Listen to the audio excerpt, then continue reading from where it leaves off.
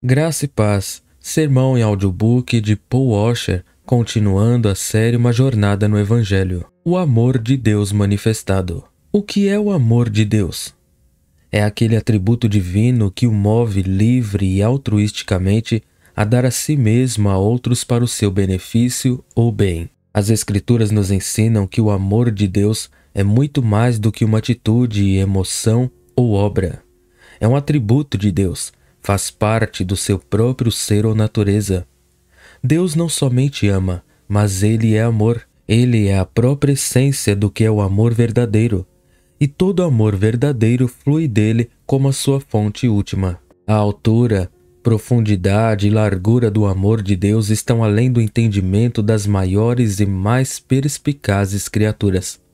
Seria mais fácil contar todas as estrelas no céu ou cada grão de areia sobre a terra do que medir ou mesmo tentar descrever o amor de Deus. As Escrituras ensinam que o amor de Deus se manifesta a todas as suas criaturas em um número quase infinito de maneiras. No entanto, há uma manifestação do amor divino que supera todas estas. Sua doação de seu Filho unigênito para a salvação de uma humanidade pecadora e rebelde. Sem dúvida ou disputa, esta é a maior obra do amor divino. John Flavel escreve: o dom de Cristo é a manifestação mais elevada e mais plena do amor de Deus pelos pecadores do que alguma vez foi feito desde a eternidade para eles. Obras de John Flavel, volume 1, página 64. Archibald Hall escreve: estas circunstâncias muito deploráveis de culpa e perdição, nas quais nos mergulhamos por pecarmos contra Deus, deu ocasião para que a cena mais surpreendente da benevolência e misericórdia, que supera toda a expressão e até mesmo o próprio pensamento, se perdesse em maravilha e alegria. Eis que tipo de amor é esse que Deus demonstrou por nós. Ele amou o mundo a ponto de dar o seu Filho unigênito, para que todo aquele que nele crê não pereça, mas tenha vida eterna. Referência Gospel Worship, Culto Evangélico, volume 2, página 96 a 97. Thomas Boston escreve: o Evangelho é uma respiração de amor e benevolência ao mundo da humanidade de pecadores. Obras de Thomas Boston, volume 3, página 564. Em 1 João 4:8, é encontrada uma das declarações mais importantes das Escrituras que diz respeito ao caráter de Deus. Deus é amor. Considere esta declaração cuidadosamente e, em seguida, explique o seu significado em suas próprias palavras.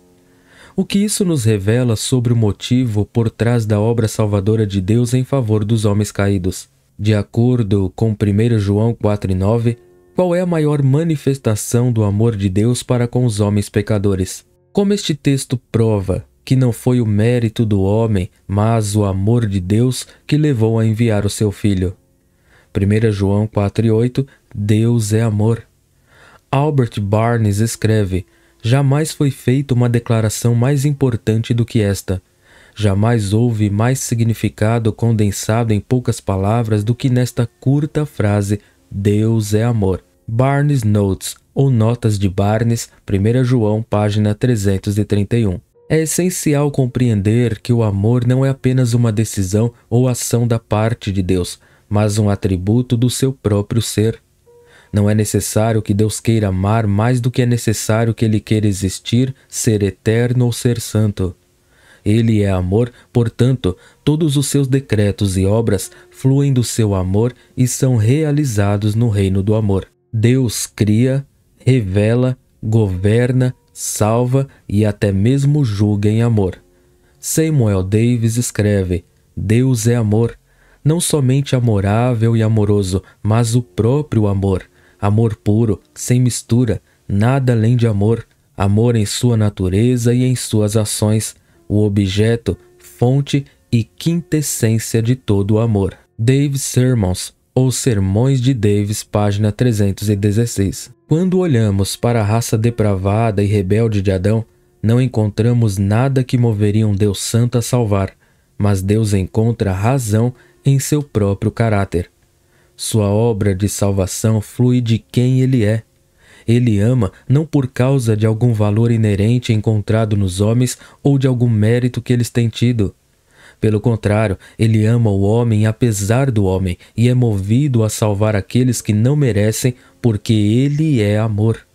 1 João 4,9, nisto se manifestou o amor de Deus para conosco. Albert Barnes escreve: o apóstolo não intenciona que ele, ou seja, o amor de Deus, não foi manifestado de nenhuma outra maneira, mas que esta era uma instância tão proeminente de seu amor que todas as outras manifestações pareciam absorvidas e perdidas nesta. Barnes Notes ou Notas de Barney, 1 João, página 331. Que Deus enviou seu Filho unigênito ao mundo para que por ele vivamos. O Pai ter enviado o Filho para suportar o pecado e morrer condenado em lugar de homens pecadores é a maior manifestação do amor divino. O termo unigênito é usado para avivar a nossa consciência e valorizar a obra do amor de Deus. O universo teria sido uma coisa pequena em comparação com o dom do unigênito de Deus. João Calvino escreve: ele o chama de seu unigênito para a causa de amplificação, pois nisso ele mais claramente mostrou quão singularmente ele nos amou, porque ele expôs o seu Filho unigênito à morte por nossa causa.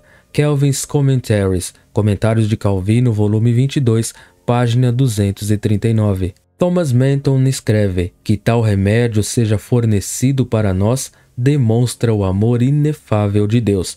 Obras de Thomas Manton, volume 1, página 391. Em João capítulo 3, versículos 16 e 17, é encontrada uma das passagens mais conhecidas e amadas em todas as Escrituras. De acordo com este texto, o que motivou Deus a enviar o seu Filho para a salvação de homens pecadores? Explique a sua resposta.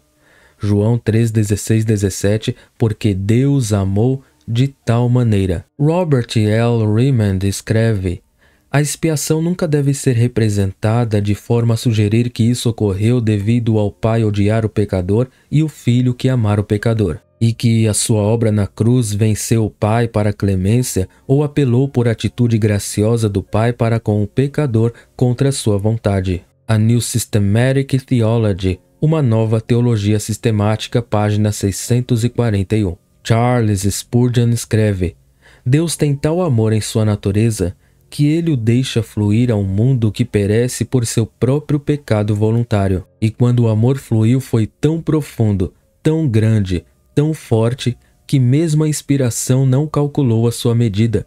E portanto o Espírito Santo nos deu essa grandiosa pequena expressão, de tal maneira, e nos deixou para que tentemos medi-lo conforme percebemos mais e mais do amor divino.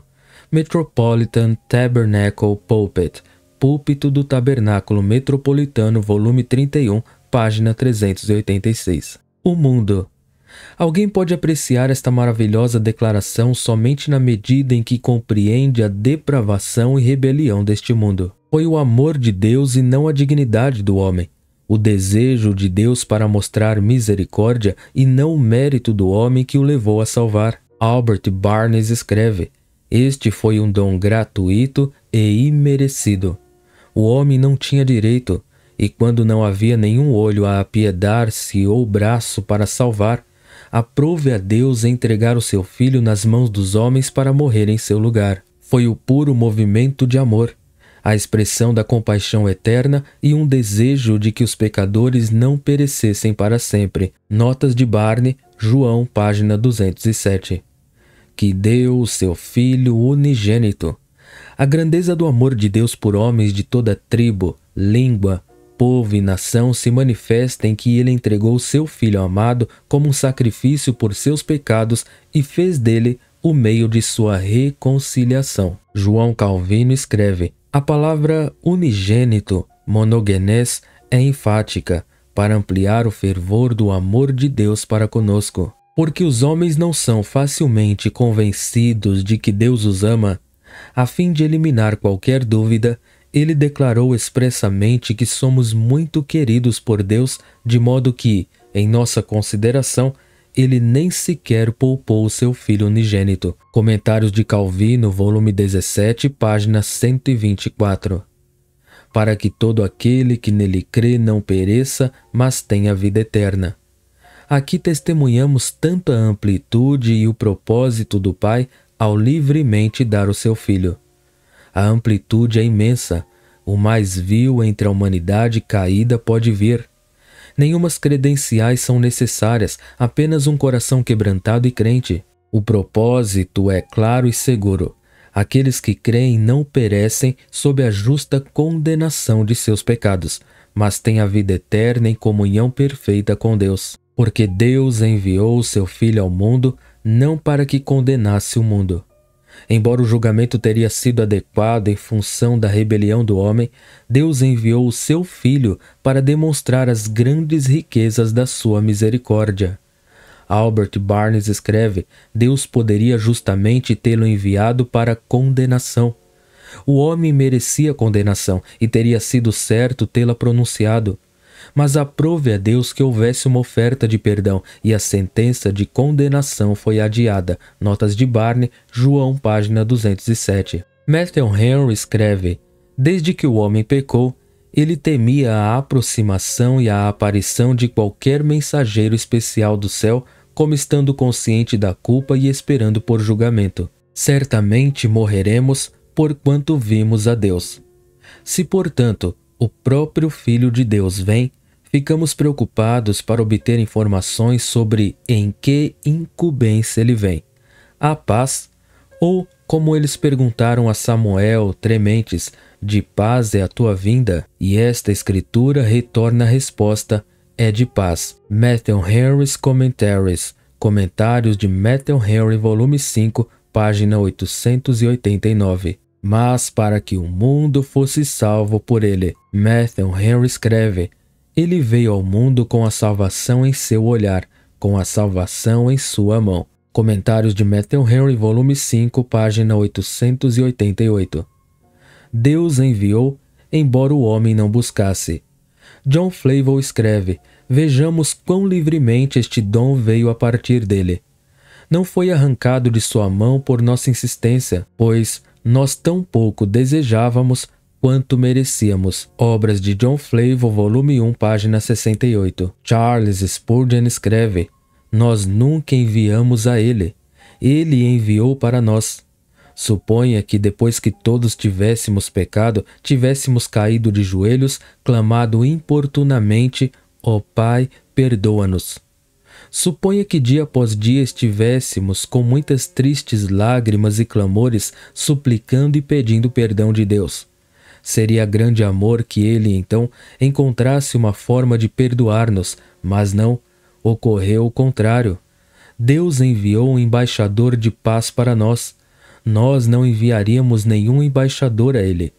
O homem virou as costas para Deus e prosseguiu afastando-se para mais longe e mais longe dele, e nunca pensou em voltar o seu rosto para seu melhor amigo. Não é o homem que suplica a Deus por salvação. É, se é que posso ousar dizê-lo, como se o próprio Deus eterno implorasse que suas criaturas sejam salvas. Jesus Cristo não veio ao mundo para ser buscado, mas para buscar o que está perdido. Tudo começa com ele. Não buscado, sem ser solicitado pelo objeto de sua compaixão, Jesus veio ao mundo. Púlpito do Tabernáculo Metropolitano, volume 42, página 29. Os fundamentos apropriados para a glória.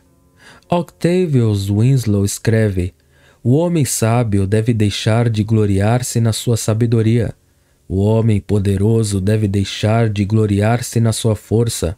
O homem rico deve deixar de gloriar-se nas suas riquezas, e seu único fundamento de glória neles mesmos deve ser a sua insuficiência, debilidade, pobreza e fraqueza. Seu único fundamento de glória fora deles mesmos deve ser que Deus amou tanto o mundo que deu o seu Filho unigênito para que todo aquele que nele crê não pereça, mas tenha vida eterna. João 3,16. Evening Thoughts, Pensamentos Noturnos, página 330. João Calvino escreve: essa é a ambição ímpia que pertence à nossa natureza.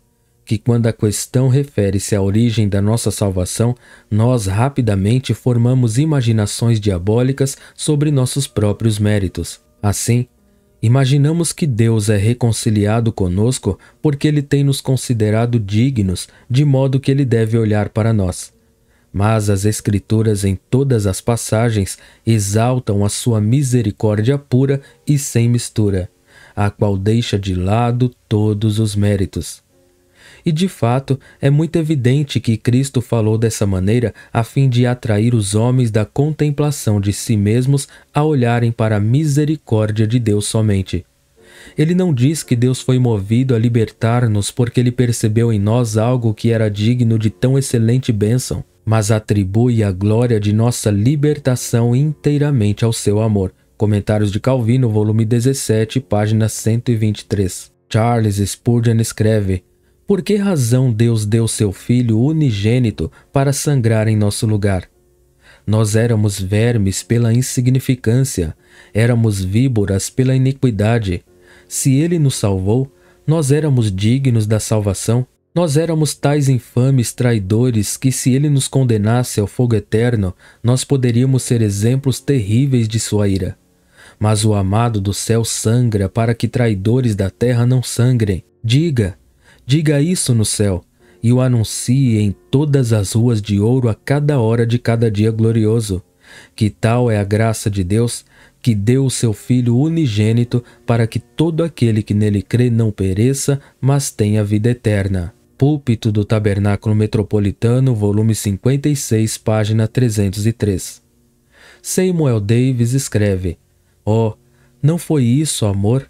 Livre, rico e merecido amor que proveu um Salvador para os culpados filhos dos homens? Ó amor, o que fizeste?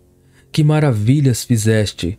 Foi tu, amor todo-poderoso, que fizeste descer o Senhor da glória do seu trono celestial para morrer na cruz um sacrifício expiatório pelos pecados do mundo. Sermons Davis, volume 1, página 316.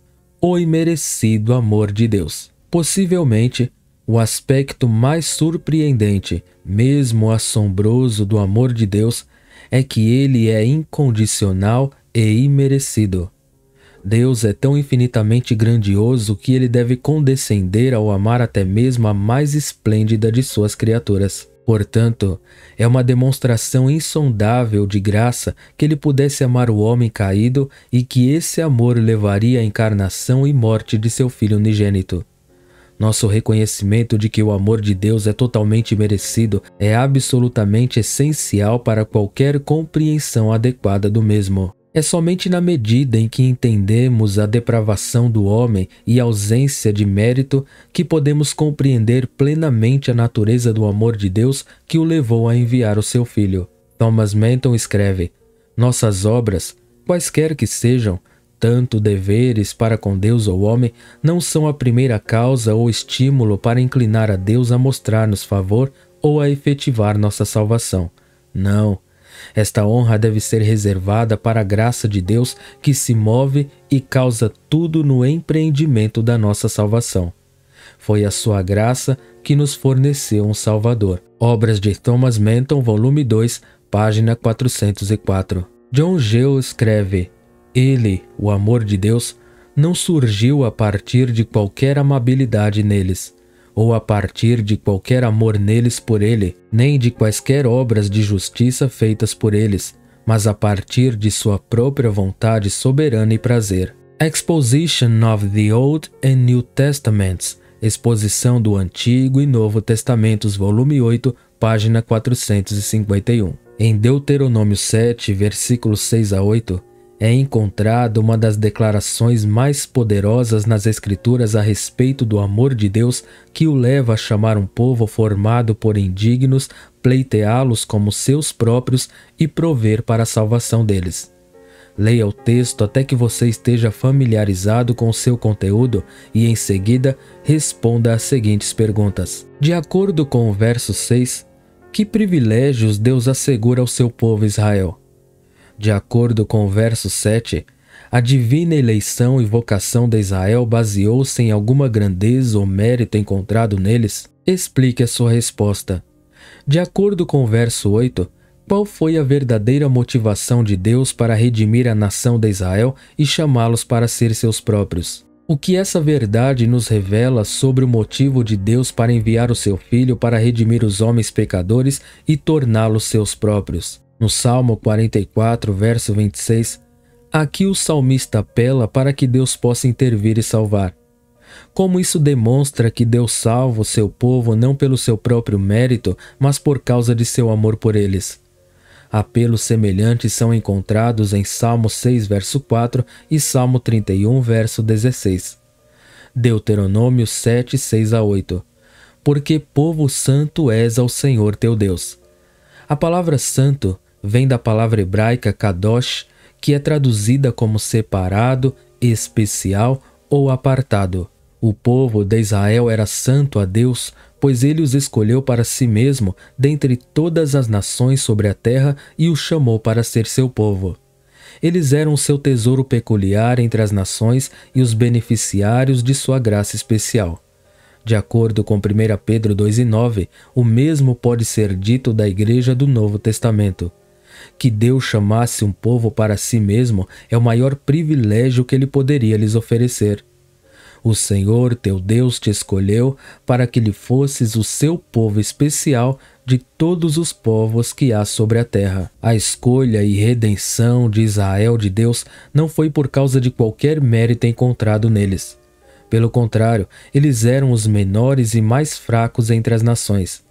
A razão ou causa para a salvação nunca é encontrada no homem, mas no propósito e beneplácito de Deus. Um vislumbre da depravação e rebelião do homem é testemunho suficiente para provar que essas coisas são assim. De acordo com 1 Coríntios 1, 26 a 28, o mesmo pode ser dito da igreja no Novo Testamento.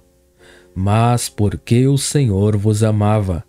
A primeira razão dada para a divina eleição e vocação de Israel é mais um insulto do que uma explicação. Eu fiz isso porque eu fiz. É uma maneira poderosa para explicar que não há nenhuma razão para o amor de Deus pelo homem do lado de fora do próprio Deus. John Trapp escreve: eis que ele amou você porque ele amou você. Isto pode parecer idem per idem, mesmo pelo mesmo, mas excelentemente mostra o fundamento do amor de Deus ser totalmente nele mesmo. Commentary in the Old and New Testament. Comentários sobre o Novo e Antigo Testamento, volume 1, página 294 e 295. John Gill escreve: com um amor gratuito, ele os amou porque ele os amou, ou seja, porque ele quis amá-los. Seu amor não foi devido a qualquer bondade neles, ou feita por eles, ou qualquer amor neles por ele, mas por sua própria vontade e beneplácito. Exposição do Antigo e Novo Testamento, volume 2, página 32. Matthew Henry escreve: Deus foi buscar a razão disso exclusivamente a partir de si mesmo. Ele amou porque ele quis amar. Tudo o que Deus ama, ele ama livremente.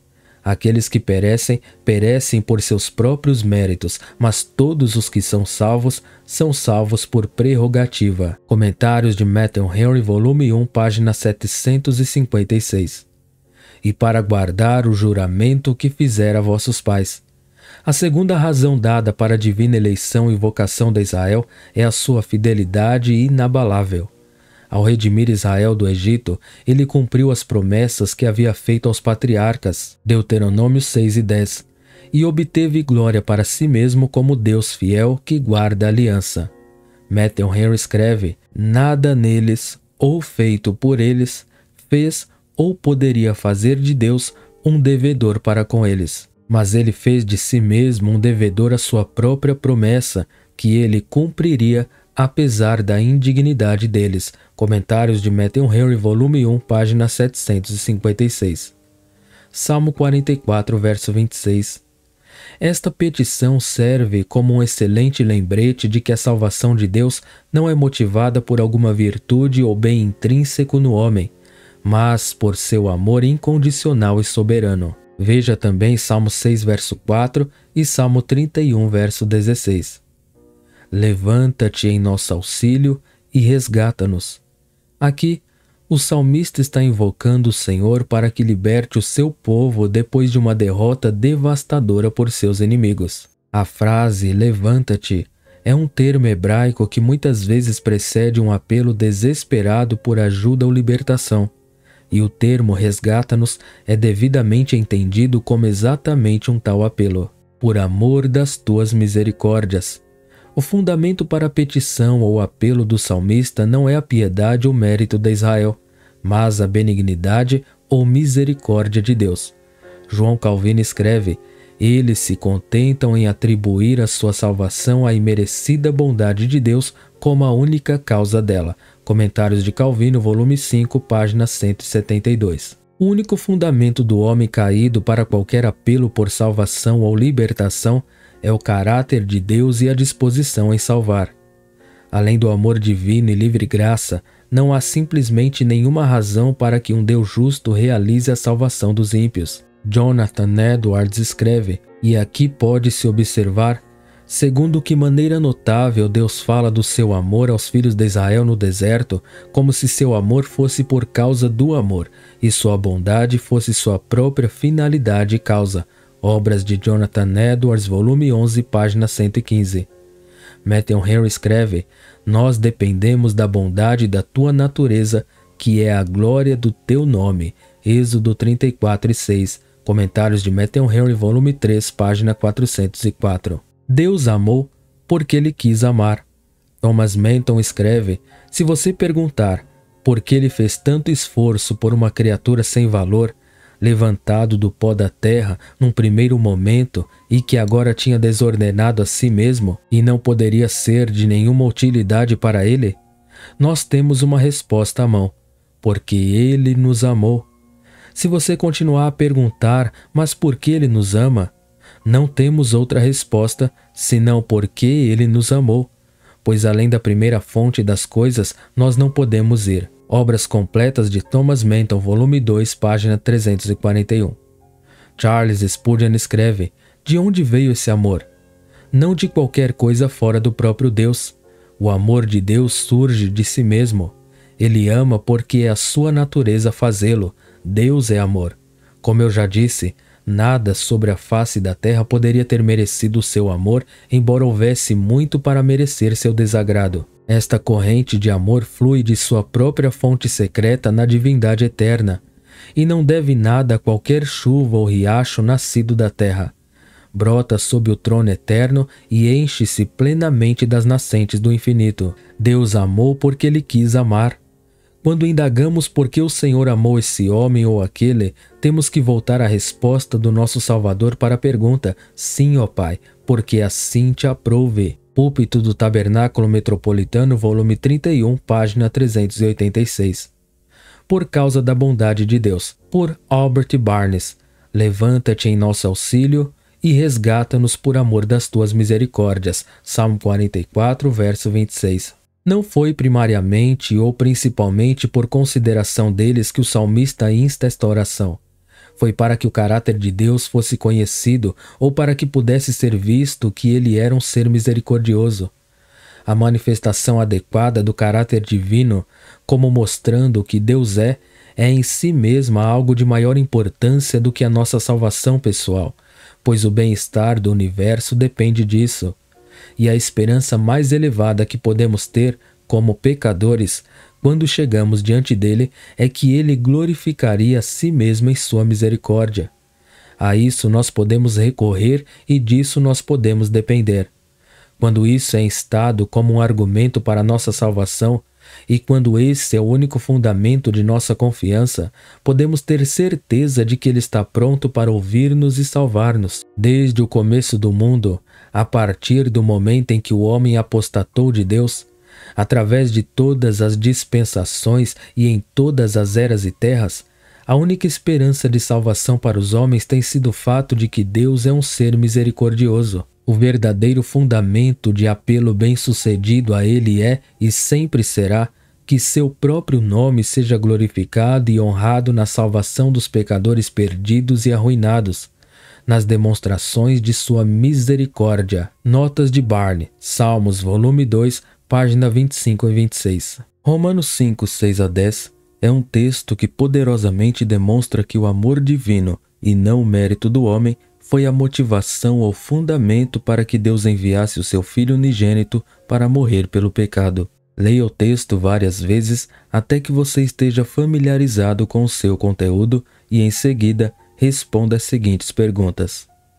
Nos versículos 6 a 10, há 4 termos usados para descrever os homens e sua relação com Deus. Explique o significado e a importância destes 4 termos. Fracos, versículo 6, ímpios, versículo 6, pecadores, versículo 8, e inimigos, versículo 10. De acordo com os versos 6, 8 e 10, como Deus responde à inimizade e rebelião do homem? Como a condição miserável do homem e a resposta graciosa de Deus demonstram que seu motivo para salvar não veio de alguma virtude ou mérito no homem, mas a partir de sua própria natureza e vontade de amar.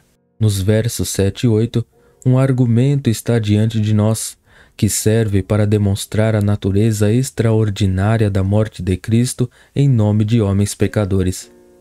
Explique como esse argumento mostra o amor de Deus e prova que foi o amor divino e não o mérito humano que moveu Deus para salvar. Como nossa compreensão do estado pecaminoso e miserável do homem leva-nos a apreciar mais plenamente o amor de Deus ao enviar seu Filho unigênito para morrer por nossos pecados. Romanos 5, 6 a 8. Fracos. A palavra fraco vem da palavra grega que significa asthenes, fraco, frágil ou sem força. À luz dos versos que se seguem, o significado não é apenas que o homem estava completamente destituído de qualquer virtude ou poder para salvar a si mesmo, mas que não havia nada no homem que moveria um Deus santo e justo a salvá-lo. Martin Lloyd-Jones escreve, fraco. O que isso significa? Significa incapacidade total. Isso significa que nós éramos totalmente desprovidos de qualquer força espiritual. Romanos capítulo 5, página 112. Matthew Henry escreve, nós estávamos sem força em uma condição triste e, o que é pior, completamente incapazes de ajudar-nos a sair desta condição, perdidos e não há nenhum caminho visível aberto para nossa recuperação. Nossa condição deplorável e de uma maneira desesperada. Comentários de Matthew Henry, volume 6, página 397. Robert Haldane escreve, isto introduz a prova do amor de Deus. Cristo morreu por nós enquanto éramos incapazes de obedecê-lo e incapazes de nos salvar. Romanos, página 192. Ímpios. A palavra ímpios vem da palavra grega asebes, que denota alguém que é ímpio ou destituído de reverência a Deus. Martin Lloyd-Jones define o ímpio como alguém que é diferente de Deus e ou vive como se Deus nem sequer existisse. Deus não está presente em nenhum de seus pensamentos. Romanos capítulo 5, páginas 117 e 118. A palavra ímpio é adicionada à fraqueza para mostrar que os homens não são vítimas indefesas, mas rebeldes ímpios cuja própria condição depravada torna impossível para eles a reforma. Robert Haldane aponta que Cristo morreu por nós mesmo quando ele considerou-nos ímpios. Romanos, página 192. Pecadores. Esta palavra vem da palavra grega hamartolos, que nas Escrituras indica aquele cujos pensamentos, palavras e ações são contrários à natureza e à vontade de Deus. Matthew Henry escreve, não apenas criaturas fracas e, portanto, prestes a perecer, mas criaturas pecadoras culpadas e, portanto, merecedoras de perecer. Não apenas medíocres e sem valor, mas vis, odiosas e indignas de tal favor do santo Deus. Comentários de Matthew Henry, volume 6, página 397. Inimigos. A palavra inimigo vem do adjetivo grego ektros e refere-se a alguém que é hostil, que odeia ou que se opõe amargamente a outro.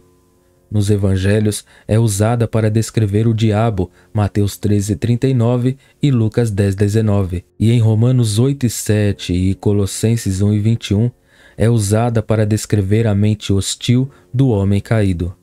Matthew Henry escreve: não somente tais que eram inúteis, mas tais que eram culpados e desagradáveis. Não somente tais em quem não haveria perda se perecessem, mas tais cuja destruição redundaria grandemente para a glória da justiça de Deus, sendo malfeitores e criminosos que deveriam morrer. Comentários de Matthew Henry, volume 6, página 397. Robert Haldane escreve: realça muito o amor de Deus o fato dele haver dado seu Filho por nós, sendo nós ainda seus inimigos. Se nós tivéssemos descoberto quaisquer sinais de disposição em nós mesmos para obedecê-lo ou qualquer grau de amor por ele, seu amor por nós não teria sido tão surpreendente. Romanos, página 195. Deus prova o seu amor para conosco. Cristo morreu por nós. A palavra prova vem da palavra grega sunistano, que significa mostrar, provar, estabelecer ou confirmar. Robert Haldane escreve: a morte de Cristo por nós como pecadores, de forma surpreendente, louva, manifesta ou demonstra o amor de Deus por nós. Romanos, página 163. Charles Rhodes escreve: o dom de Cristo ao morrer em nosso lugar é em toda parte nas Escrituras representado como a maior prova possível ou concebível do amor de Deus pelos pecadores. Commentary on the Epistle to the Romans. Comentários sobre a Epístola aos Romanos, páginas 135 e 136. John Gill escreve: Deus deu uma clara evidência disso, o seu amor, uma prova completa e demonstração do mesmo. Ele tanto confirmou-o por este exemplo que não há espaço nem razão para duvidar dele. Ele o ilustrou e o revelou com o maior resplendor por esta circunstância dele. Exposição do Velho e Novo Testamentos, volume 8, página 451. É extremamente importante entender que a morte de Cristo não adquiriu o amor de Deus por nós, mas o proclamou ou o demonstrou de uma forma nunca antes conseguida.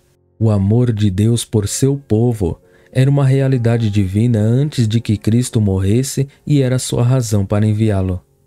John Gill escreve: o amor de Deus por eles, os pecadores, era muito antigo, de modo que antecedeu a sua conversão.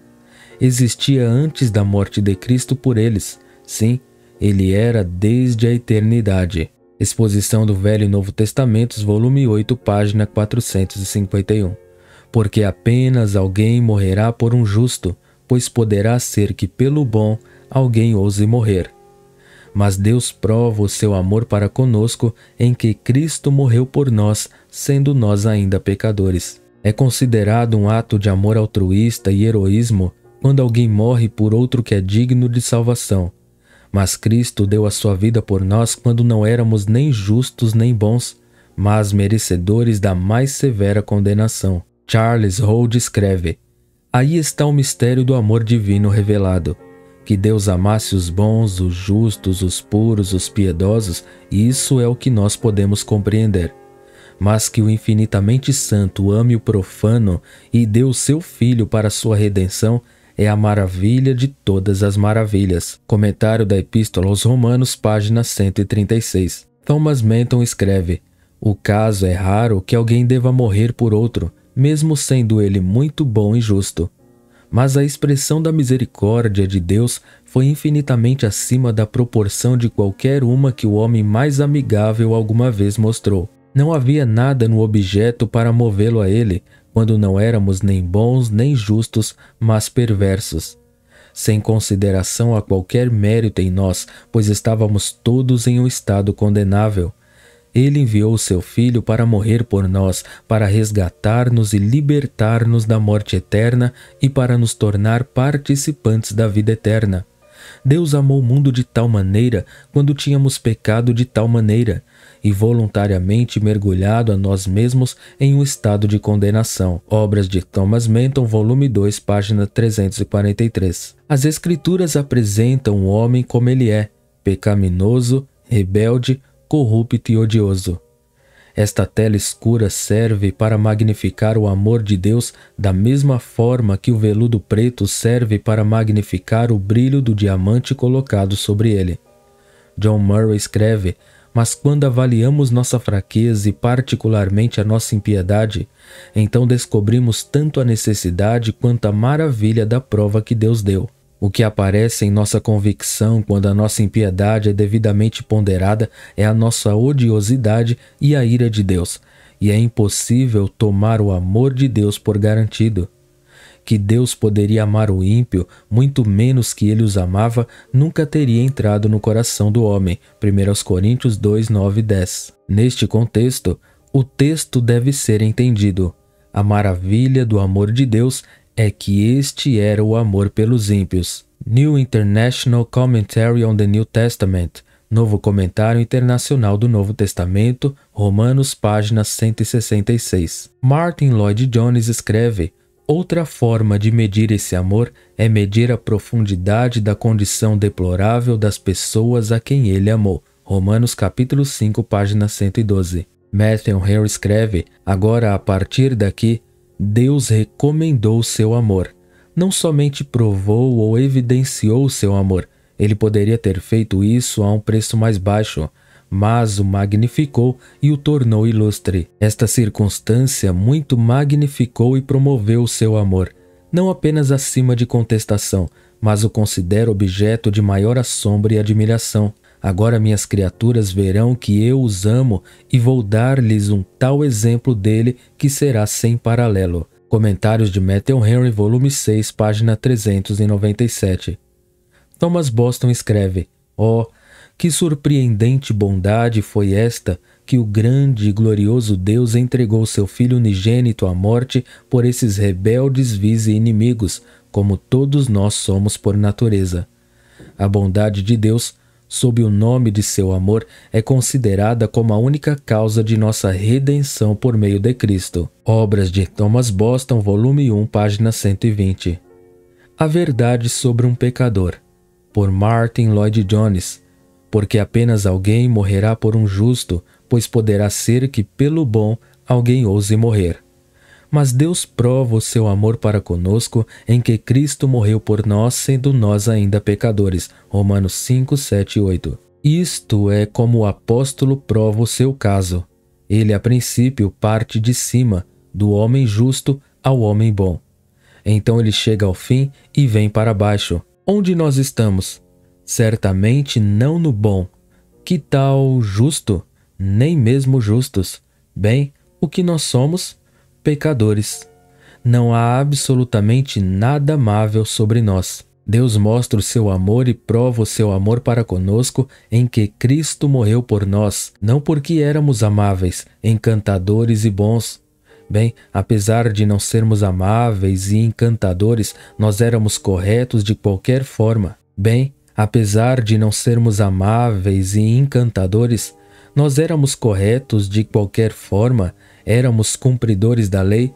Não, nós não éramos nem mesmo justos. A verdade sobre nós é que éramos pecadores, e um pecador é exatamente o oposto do homem bom e justo. Um pecador é um criminoso. Um pecador é um homem que errou o alvo, ele procedeu insuficientemente. Não há justiça sobre ele de modo algum. O próprio termo sugere torpeza moral, não excelência moral, mas o fracasso moral. Não somente não guardamos a lei, somos culpados de transgredir a lei, nós quebramos a lei. Isso é o que um pecador é. Estes são os termos que são usados para descrevê-lo na Bíblia. Em outras palavras, ele não é apenas um homem que é culpado de torpeza e ofensas morais, ações erradas e iniquidades, e por isso culpado aos olhos de Deus. Ele é condenável diante da lei, ele é merecedor de desagrado divino, ele é merecedor da ira de Deus. Essa é a verdade sobre um pecador. Ele é aquele que deliberadamente desrespeitou a lei de Deus. Ele não está interessado em Deus, ele não gosta de Deus. Ele é um inimigo de Deus. Por causa disso, ele coloca sua própria vontade contra a vontade de Deus. Ele diz: é assim que Deus disse? Muito bem, farei o oposto. É este o mandamento? Vou quebrá-lo. Ele me diz para eu não cobiçar, mas eu quero essa coisa e estou indo obtê-la. Ele tem, portanto, deliberadamente ofendido a Deus, se rebelando contra ele, o atacado, desrespeitado a sua lei, rejeitado a sua voz, seguido o seu próprio caminho deliberadamente e fazendo-se culpado aos olhos de Deus. Esse é o tipo de pessoa por quem Cristo morreu. Não os justos, os pecadores Jesus veio chamar. Não os homens bons e amáveis, mas os vis e odiosos. É somente quando nos damos conta disso que somos capazes de seguir o argumento do apóstolo. O argumento é o seguinte: Deus prova o seu amor para conosco em que, quando éramos assim, quando nós merecíamos a ira de Deus em sua justiça, e punição, e perdição, e banimento para fora de sua vista, Deus, de fato, enviou o seu Filho para morrer por nós. Se isso não prova o amor de Deus por nós, nada provará, nada pode provar. As pessoas que mais têm apreciado o amor de Deus têm sido quase sempre aquelas que mais compreenderam a sua pecaminosidade. Romanos capítulo 5, páginas 121 a 123. Amém.